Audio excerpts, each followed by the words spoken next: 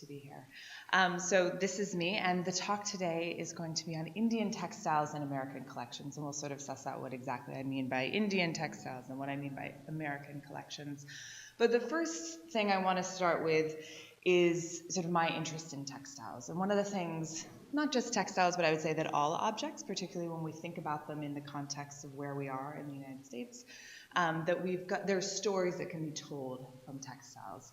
And I would posit that these stories, like the story of America itself, is multilingual, is multi-ethnic, is multiracial, multi-gendered, multi-religious, really multivalent. So that's what I'd like us to sort of keep in mind as we're looking at some things. And just to give you a little bit more background of where I'm coming from and my own research interests. So as Katie mentioned, I do work on textiles. I'm very interested in the handmade, the sort of politics of the handmade, the practices, the materiality of handmade objects, as well as those processes. And much of my research, much of my work does focus on South Asia, and that's the map that you see there. So primarily, my field work has been done in India and in Pakistan, but also I'm working on a project that includes Bangladesh as well. So that general region. And I'm very interested in the way in which objects circulate. So histories of circulation, either through sort of the project of colonialism, sometimes the violence of colonialism, also through acquisition, various forms of collecting or gift exchange. So the way in which objects move through the world is a big interest of mine. And also the politics of display. What happens when they move through the world and then we put them on display in an exhibition, in a museum? How does that then change the way we understand them? And specifically thinking about reception and meaning. And so that's a lot of focus of what I do and what I'd like to have us consider today. And very often my work does involve looking at museums not just as repositories or archives, but as subjects themselves. So with all of that in mind, I put together this map here to show you just images of some big museums in the United States that have strong collections of South Asian art. And you can see, perhaps you've been to some of these, but they're sort of coast to coast and everywhere in between. And we see that there are a number of South Asian objects in these museum collections, as well as South Asian textiles. And I would like to sort of posit that not only do these objects provide sort of insight into the practice of collecting and display, that sort of museological practice, but they also allow us to understand the ways in which people were engaging with or imagining or trying to define South Asia as a cultural geographic entity. And so if we look at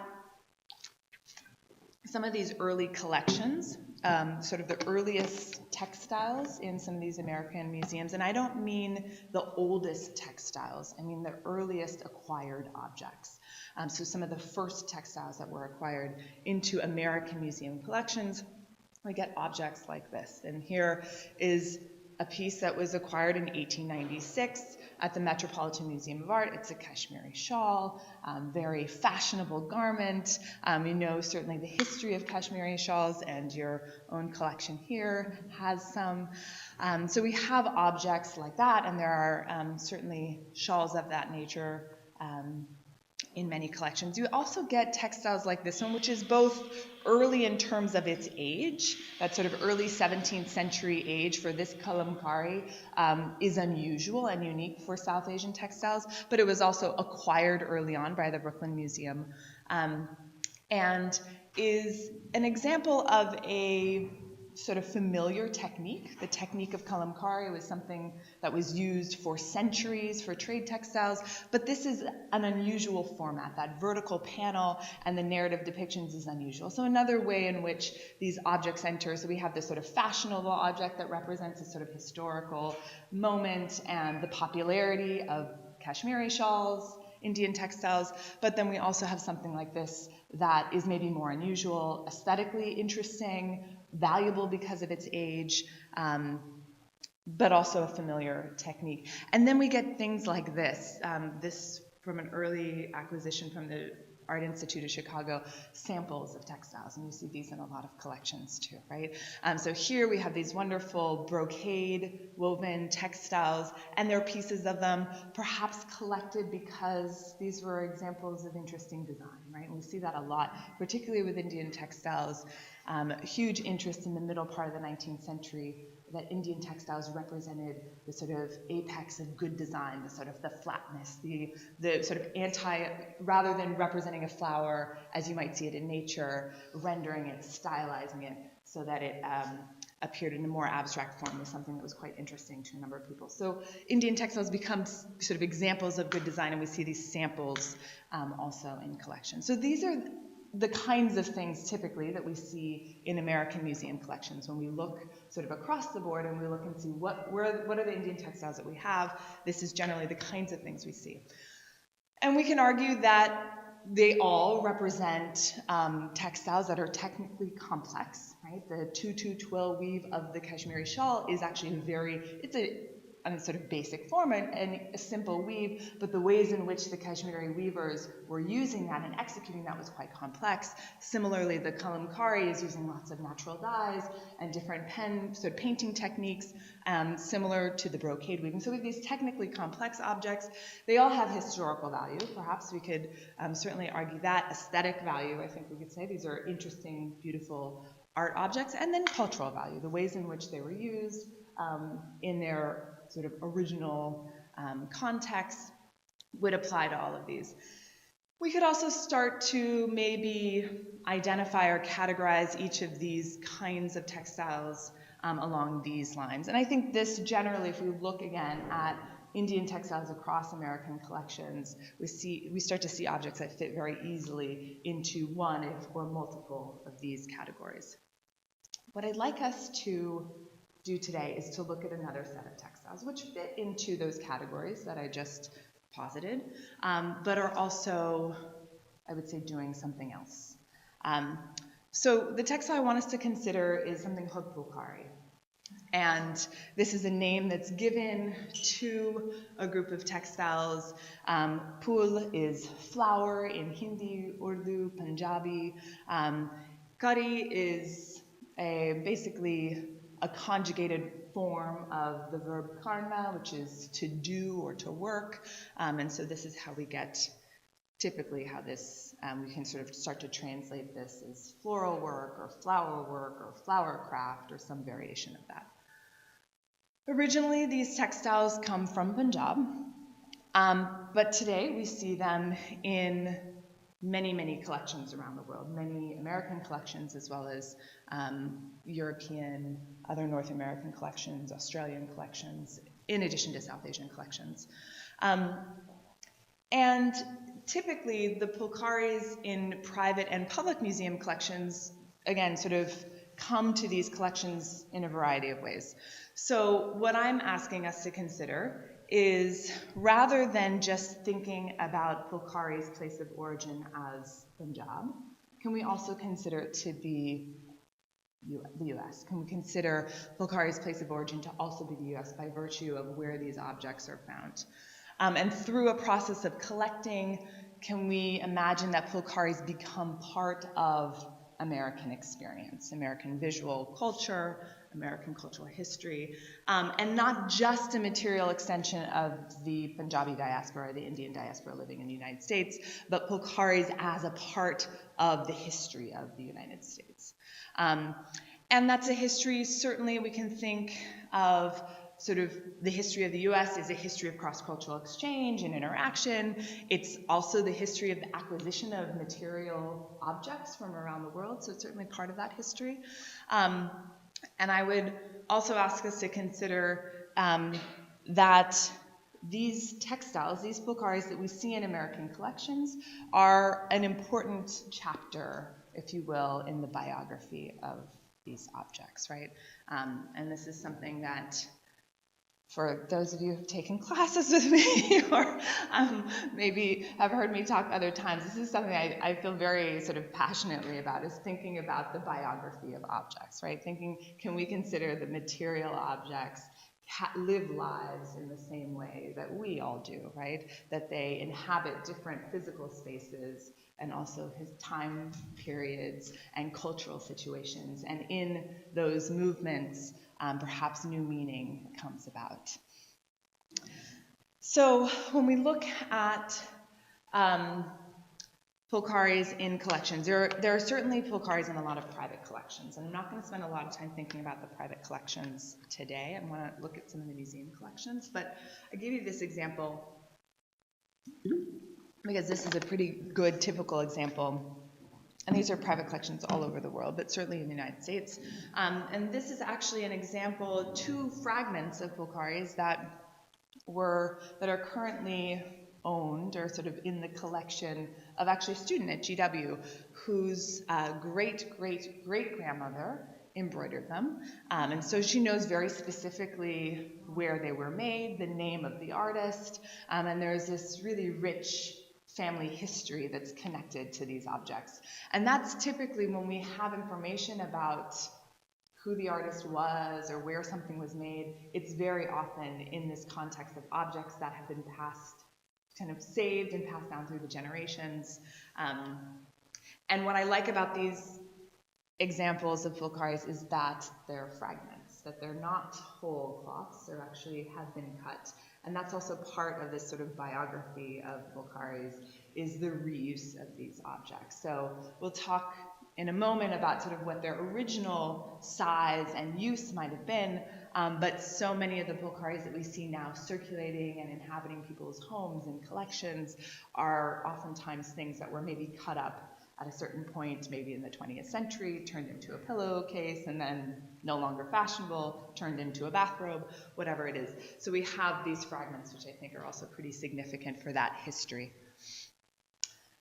The typical context, and sorry about the text, seems like it got cut off there, but the typical context in which we see Phulkaris both collected and exhibited in U.S. museums are also in a number of ways, and I'm going to give you a few examples of American collections where we see these textiles.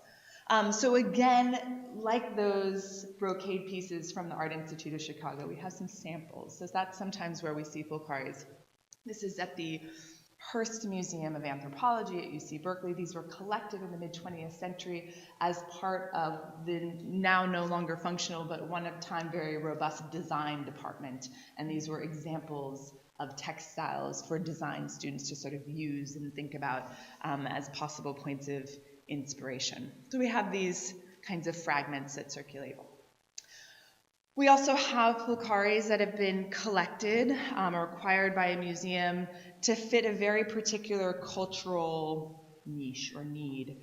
In the case of just a pair of textiles at the Asian Art Museum in San Francisco, they're specifically collected and given by a collector who's very interested in Sikh art as a kind of category within South Asian art history, and thinking about the cultural products, the visual culture of artists who were Sikh by heritage or patrons who were Sikh. And I'm showing you here an image from an exhibition that was at the Asian Art Museum in San Francisco that specifically focused on Sikh art.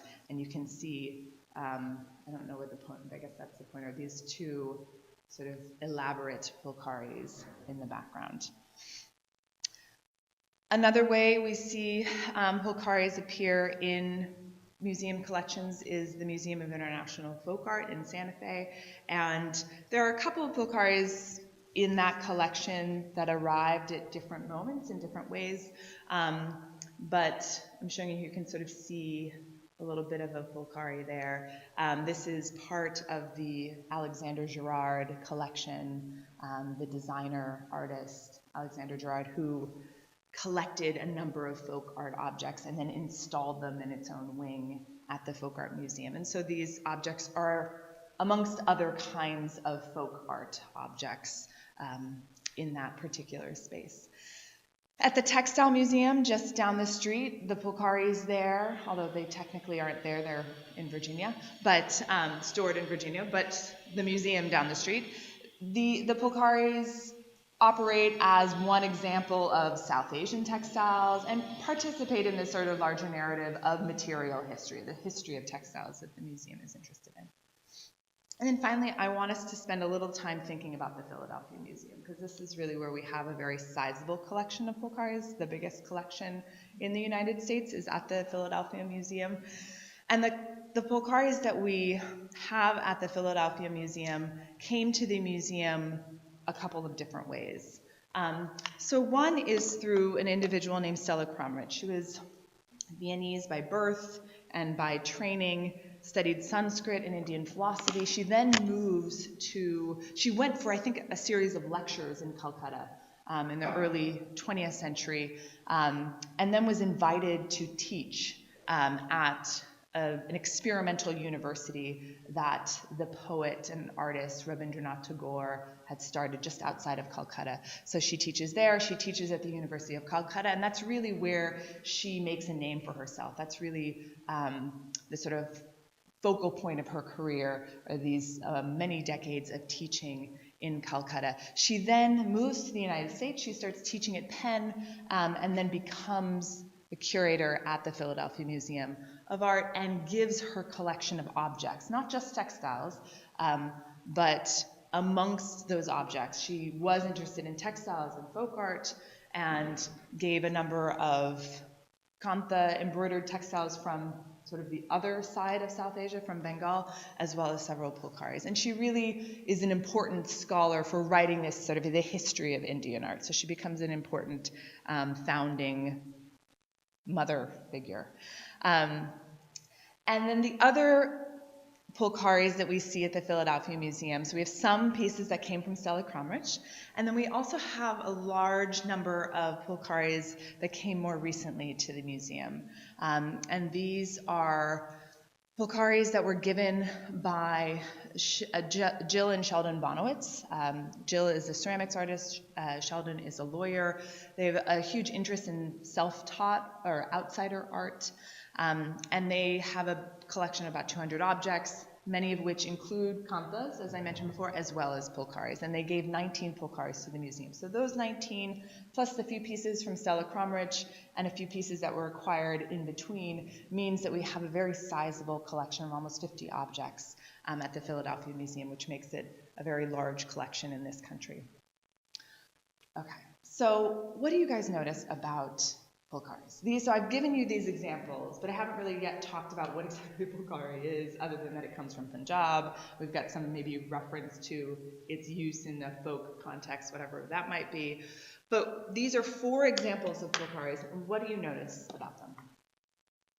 Yeah. For one thing, they have much more variety than the other examples you showed. Yes. The other examples were very much, the field was very much covered by a whole lot of things that look more like what's in the lower left, but completely filled with yellowish gold on red. Okay. I mean, sorry, I meant lower right. Oh, okay, this one. And very geometric and so on. But this is more multicolored and zigzagged and semi-figural in the upper left. Yes. Stylized, and so. Absolutely. So are these typical, or were they collected because they were atypical? This is all excellent question. And this is really the thing, this is sort of the conundrum when we consider phulkaris, because this is just an example of how diverse this category of textile is. That it covers, as Alden points out, right, the sort of the figural, and then this highly sort of geometric, and sometimes a sort of emphasis on the color red with these golden hues, but other kinds of colors as well. So then we have to ask ourselves, well, what exactly is a phulkari then, if it's all of these different kinds of things? What are the things that are similar? Why it doesn't even make sense to call them all from the same name? And so to answer some of those questions, we have to think about how they were used, right? So we sort of turn to the way they're used. So typically, and this, I think if we can just sort of remember that shape, that rectangular format, is a good way to sort of consider this. Typically, these were objects used that were worn on the body. So sort of historically, phulkaris were worn as what's called an odni, sometimes worn over the head like a sort of head covering or veil, not quite a veil in front of the face, but sometimes a little bit in front of the forehead, or as a shawl. But this is sort of a typical way in which phulkaris historically have been made and used. We see them oftentimes for particularly the more elaborate forms used as part of wedding attire, so for a bride to wear, along with the sort of wedding jewelry that we see this image from the mid-20th century by the artist Shobha Singh wearing. And then also these were included, I think like many embroidered textiles made by women that did not circulate in commercial settings, these were included as part of a woman's trousseau. And so oftentimes women were making either phulkaris for their own trousseau, or were making them for their daughter's trousseau, or sometimes for their son to either give as a gift to the future bride. And these also were sometimes used, sort of worn, covering over the groom as well, sort of hung over the groom in certain kinds of rituals. So we have this sort of ritual context within the events surrounding a wedding, a marriage. And just to show you, maybe some of you have experienced an Indian wedding before, you know how important textiles are, particularly auspicious colors like red.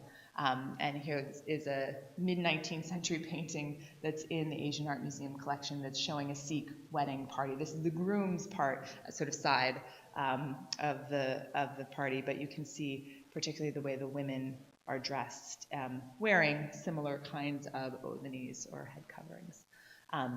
And also they constituted part of Punjabi daily dress, in addition to being formal wear or sort of wedding attire. There's also evidence to suggest that these were used as something called bistra, which basically translates as bedding. And these were textiles that were oftentimes kept inside a dowry chest, which is the object you see there. So those objects a woman's making for her trousseau would then sort of be kept inside this piece of furniture, this wooden piece of furniture, taken out, laid out on a charpoy or a cot if a guest was coming, and so used in the home in different kinds of ways, sometimes hung on the wall or draped as part of interior decoration. So we also have this context. It's not physically worn on the body and moving through space, but inhabits the home.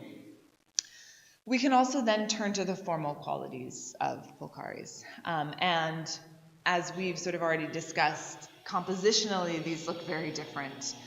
We also see the motifs are very different. We look at individual components, and even the stitches tend to be quite different. There is certainly some consistency when we look at materials and we look at techniques. In terms of materials, most, if not all phulkaris, have a base cloth of what's known as khadr. And this is related to the famous hand-spun, hand-woven cotton fabric that Mahatma Gandhi is known for, khadi. So this is sort of a related, very coarse version of that cloth that would be spun at home, typically, woven either at home or locally, and then dyed locally in a small range of colors. So the base cloth, this sort of rusty red color that you see, is typically madar root or madar stems, which creates that nice red hue. We also see some that are dyed in indigo, some that are left undyed. Those are typically the range that we have for the base cloth. And then we have the embroidery thread itself, which is untwisted or unplied. It's a sort of what's known as pat. And we see it, I'm showing you here in the white is, very often white is not silk, it's made out of cotton. So it's the one time we see cotton for the most part, threads used. Otherwise it's this pat, this untwisted silk floss, which creates a nice sheen and a number of different colors to contrast that base cloth. If we look at techniques, the darning stitch is certainly a prevalent stitch throughout many phulkaris. And so we may be familiar with the darning stitch as a way to fix a hole in a sock, sort of mimicking the warp and weft threads of the base cloth. So there's certainly that context. We also have one of the things that makes the darning stitch interesting and useful in the production of phulkaris is the sort of counted quality of it, the ways in which the embroiderer is counting the warp and weft threads to determine where to place the next stitch. So you can come up with very geometric, very even motifs or patterns that you can create with a darning stitch. It's essentially very similar to, it's not exactly the same thing, but similar to a running stitch, but a very long float of a running stitch, and then usually a smaller tuck underneath on the reverse side. There are some phulkaris that we have that are known as bog or garden, and these are phulkaris where the embroidery stitches themselves are quite prevalent, clearly, but they cover the entire base cloth, so you can barely see that color, that cotton color underneath. And that's the example that from here I'm showing you the detail, where you can see that sort of beigey brown color is a very faded mother cotton, that color. And we have these long, very even counted darning stitches in cream-colored and golden-colored silk web. So these are two examples of really exquisite phulkaris, and this is a whole sort of sub-genre, if you will, of these particular textiles that have this very dense covering of stitches. And you can see when you look at the reverse of these textiles, you can sort of imagine the way the artist was counting those threads. They were oftentimes done from the reverse to keep in some ways to keep the front of the cloth clean, but also to facilitate the counting of the warp and weft threads to determine the placement of the next stitch. And so you can see here, I'm showing you, see a little bit of the front and the reverse, but even how evenly placed those stitches are that you can determine from the reverse of the cloth.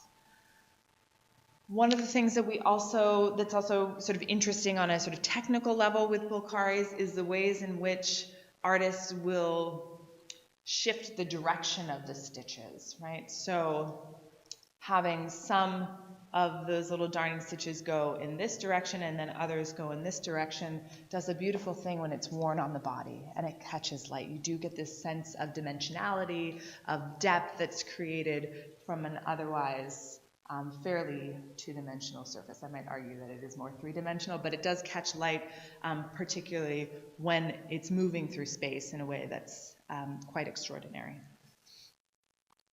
We also see on a technical level some phulkaris that have running stitches, and those are the white threads that you see here to outline a figure, and then will be filled in. In this case, not counted in the same way, not that sort of precise placement of the darning stitches, but a fill of darning stitches, if you will, to fill out those, to add color to those figures and forms. So turning now to the history of how these things were made. Who was making these things? Where were they? I've sort of alluded to the fact that these were made by women. Maybe they were done in rural context, but we also have evidence that they were also done in urban context. But really, much of the scholarship, much of the history in terms of documented history we have of the ways in which these objects were made is sort of connected to what we might call women's work, right? So oftentimes multi-generational, groups of women would gather together, sometimes in a collaborative process, with all women gathering together in a single courtyard to embroider either their own textiles or to work on other textiles together.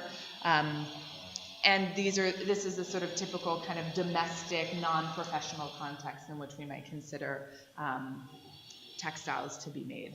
And I'm giving you, these photographs are from a more recent, we have very sparse historical evidence for phulkaris. We have the objects themselves, and we have we have some textual references in Punjabi and in English, and we have oral histories, but there's not a complete archive, right? These were not documented in the same way as Kashmiri shawls or professional male-produced textiles. So we have to rely on a couple different sources.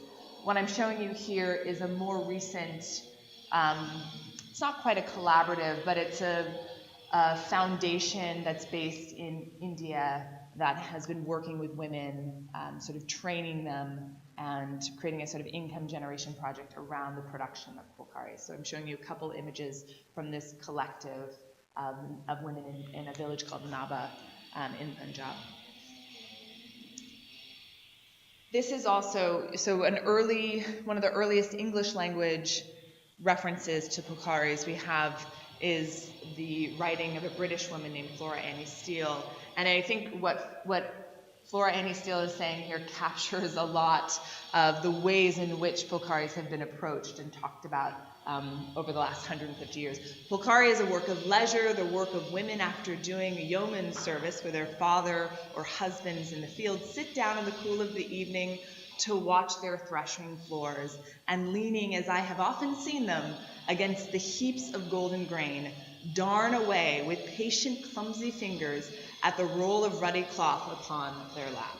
It is a work of faith, savoring somewhat of sowing seed in the red-brown soil, for nothing save a few tiny stitches shows the pattern growing on the inner side of the folded cloth. So we have this sort of reference to the sort of reverse way, the ways in which these are made in this sort of reverse technique, and also this sort of romantic reference to the landscape of Punjab itself, to the field, this very rich agricultural region, and the sort of this suggestion that the red-brown soil is like that red-brown color, right? That sort of rich mother. So this is this sort of, in some ways, the sort of the romanticism of this kind of description gets picked up and repeated, and I won't go into all that now, but this is what we know of, what we can sort of start to piece together of the history. What we generally don't have when we look at an archive of information about phulkaris is we don't have the names of artists, with the exception of the first piece that I showed you from the students that was made by her family, her grandmother, her great-great-great-grandmother. We don't necessarily know the names, and we very often don't know if we have a name. In this example, where we have a name here, this is Bibi Karam Kaur, is the clearest part of this inscription that we can read, and that very likely is the name of a woman, a Sikh woman. So we have her name, but then where do we go from there? Who's Bibi Karam Kaur? How can we sort of recover her biography? How do we find out where she's from, what she was like? All we have is this textile, right? So we sometimes get these inscriptions, but very often these are made by women who will never be able to uncover much of their biography. Very much unknown, are sort of anonymous artists. So then that gives us a chance to look closely at the objects themselves and to see what, if anything, we can sort of uncover by the details of the composition, the motifs, thinking about those technical aspects, but what can we find out about these otherwise anonymous women from the objects themselves? So I'm showing you here an example. Now this looks very different from the bogs, I hope you can see, right? This is a very different kind of phulkari. This is a phulkari which we generally call a so-called Sainchi phulkari, and I'll talk about what that might mean in a moment. But so we start to look closely at a Sainchi, and I find sometimes it's helpful. I've given you an enlargement in black and white because it's sometimes a little bit easier to see some of the motifs if we remove color momentarily. So we certainly have depictions of objects that look like flowers, right? So maybe we can connect that to the pool in phulkaris, right? So we have something that maybe resembles a lotus. We have these smaller flowers that remind us perhaps of cassia flowers, these sort of a kind of acacia that we see in the region. Depictions, it looks like, of people riding animals, perhaps a camel here, an elephant. It's almost like a little howdah there, right, on top of the elephant. We have other depictions of animals, and we're seeing them from multiple or kind of shifting perspectives, right? We've got these sort of profile depictions of some kind of four-legged creature there, and then perhaps an animal seen as from kind of a bird's eye perspective, an overview, or an overhead perspective to show those legs now splayed out. We see lots of depictions of birds, and we also can see that the artist or artists responsible for making this cloth was experimenting with different ways of rendering birds, right? Different styles of depicting birds. So we have here a kind of triangular body and little tail feathers of a peacock and a beautiful sort of curved articulation of a neck and a beak. Quite different from this peacock, which has a very sort of triangular geometric body, and then the tail feathers, which appear like sprinkles of rain, right?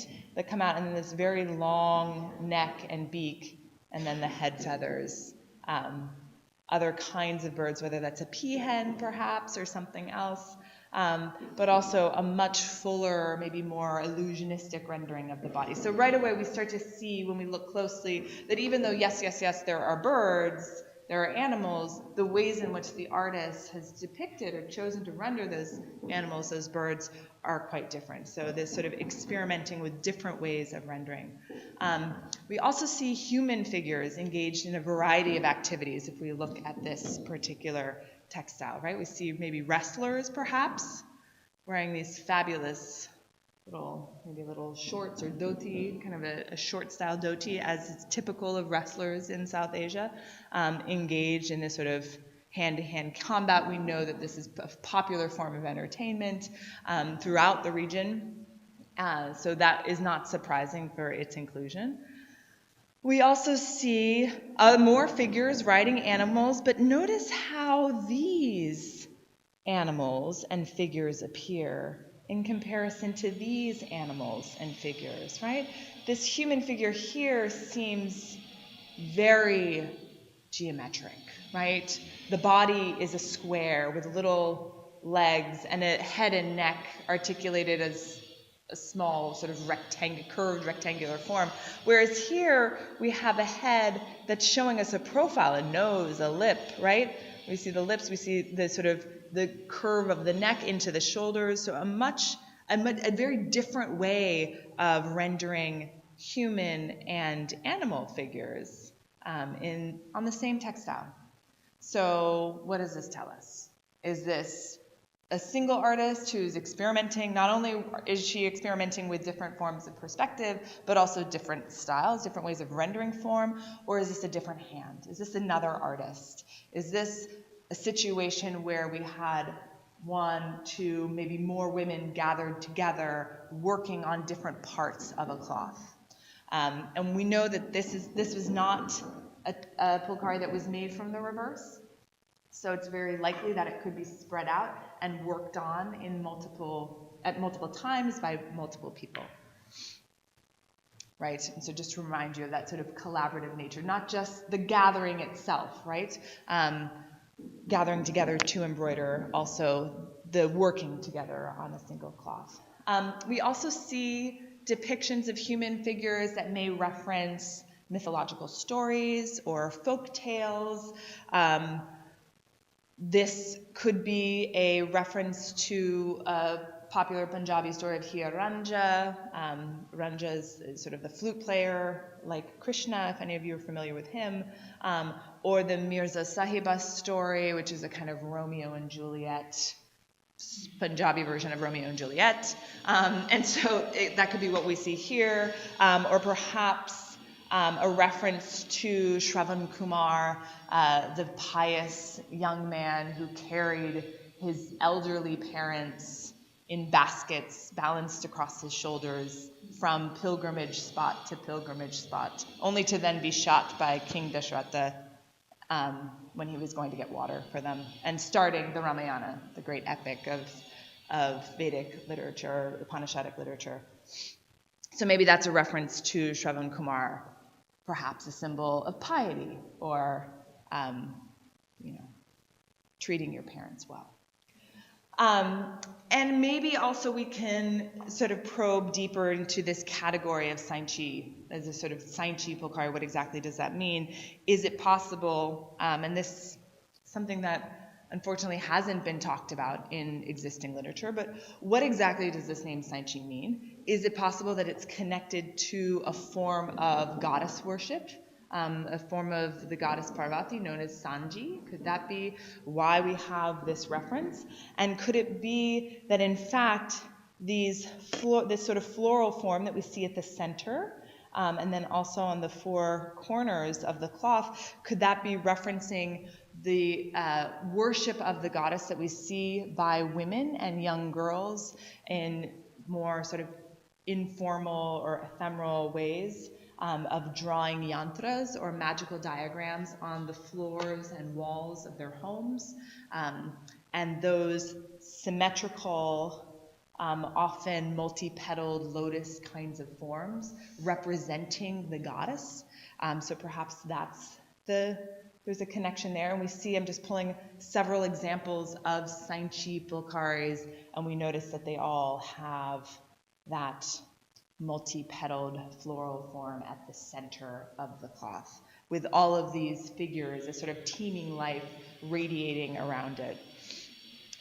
So again, is this an intentional direct connection to the goddess, to this form of goddess worship, included perhaps as a way of protection or marking these cloths as auspicious, which would certainly be appropriate for the context of a wedding when these things might be worn.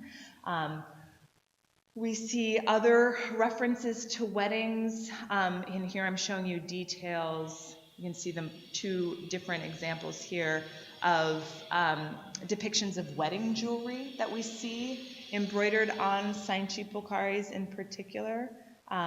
And what we're looking at here is a head ornament, which is worn along the forehead, and then also a nose ring, a really fabulous nose ring here, which seems to be what's depicted in the cloth. So we see all these references to wedding jewelry. Also similarly auspicious, protective. Peacocks also, we think of peacocks as being symbols of longing, but also protective, particularly when placed in surrounding snakes. And another thing I want to point out is that on many Phulkaris, not just the Sainchi Phulkaris, we have moments where the artist has either made an intentional mistake, left out a piece of thread, embroidered. In this case, I'm showing you a Sainchi on the front, and this is the reverse. And on the front, there's an empty space, and on the reverse, it's embroidered. So there seems to be this sort of empty patch on the front, or in this case, an unusual color and the inclusion of beads operating as something called a nazar buti, as a sort of protection against the evil eye. So again, this sort of way of protecting the wearer. And then we also have depictions on Sainchis of things like trains. So maybe these reference longing of an absent lover, or perhaps this is a way also of thinking and expressing a contemporary worldview. And this is, you can see the train here, which I've given you here. And I love this in particular because these have to be British guys, right? These are with the pith helmet and the parasol, definitely not indigenous dress. So we even have a reference to the multicultural makeup of Punjab at this time.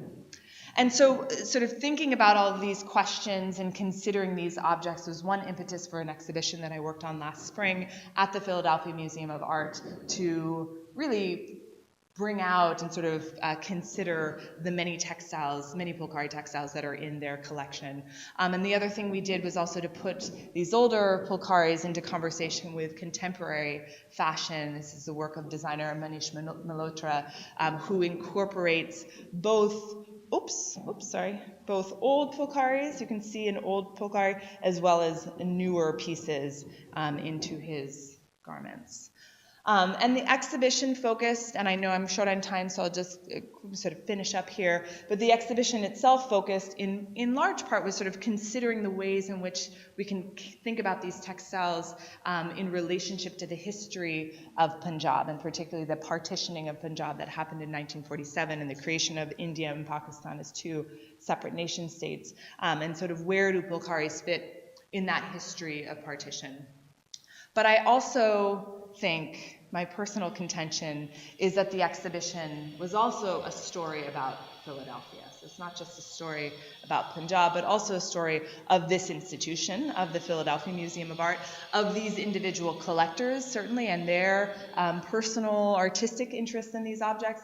Also in the history of South Asian objects in the United States, thinking about the role that Stella Cromwich had in the sort of the circulation and exhibition of these objects.